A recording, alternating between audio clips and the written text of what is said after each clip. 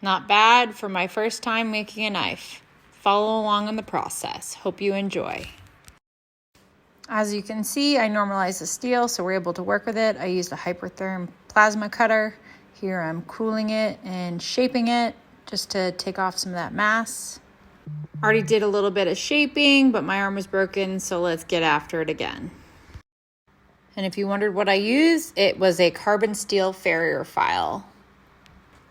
More grinding. Peep that Send It Nation sticker. Look at that form. The thing you need to make sure you do is do small bursts of grinding so it doesn't get too hot.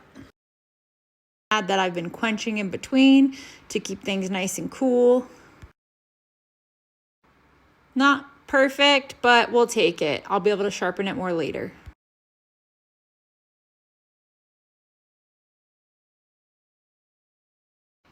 I'm annealing it with a torch to remove any sort of magnetization and then cooling it in oil.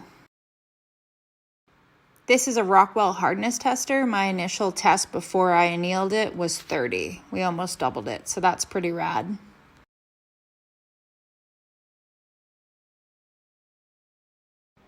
Final step is the hardening process, which will heat it and then cool it slowly in this machine.